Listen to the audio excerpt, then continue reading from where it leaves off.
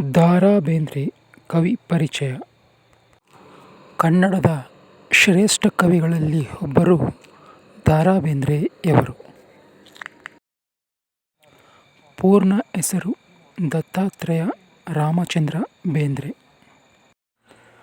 ದ.ರಾ ಬೇಂದ್ರೆಯವರ ಜನನ 31 ಜನವರಿ 1896ರಲ್ಲಿ ಆಗಿದೆ. ಸ್ಥಳ ಧಾರವಾಡ. ತಂದೆ ರಾಮಚಂದ್ರ ಭಟ್ಟರು, ತಾಯಿ ಅಂಬಿಕೆ. ಇವರ ವೃತ್ತಿ ಅಧ್ಯಾಪಕರು ಹಾಗೂ ಕವಿಗಳಾಗಿದ್ದರು. ಪತ್ನಿ ಲಕ್ಷ್ಮೀಬಾಯಿ. ಪ್ರಕಾರಗಳು ಕತೆ, ಕವನ, ವಿಮರ್ಶೆ, ಅನುವಾದ. ಸಾಹಿತ್ಯ ಚಳುವಳಿ ನವೋದಯ. ಕಾವ್ಯನಾಮ ಅಂಬಿಕಾ ತನಯ ದತ್ತ. ಕೃತಿಗಳು ಉಯ್ಯಾಲೆ, ನಾದಲೀಲೆ, ಮೇಘದೂತ.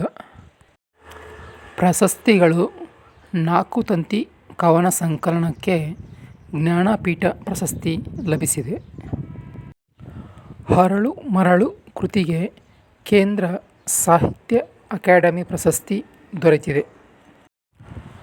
ಭಾರತ ಸರಕಾರದಿಂದ ಪದ್ಮಶ್ರೀ ಪ್ರಶಸ್ತಿ ದೊರೆತಿದೆ. ದ.ರಾ ಬೇಂದ್ರೆಯವರು 27ನೇ ಕನ್ನಡ ಸಾಹಿತ್ಯ ಸಮ್ಮೇಳನದ ಅಧ್ಯಕ್ಷರಾಗಿದ್ದರು. ದ.ರಾ ಬೇಂದ್ರೆಯವರು 26 ಅಕ್ಟೋಬರ್ 1981ರಲ್ಲಿ ಮುಂಬಯಿಯಲ್ಲಿ ಮರಣ ಹೊಂದುತ್ತಾರೆ.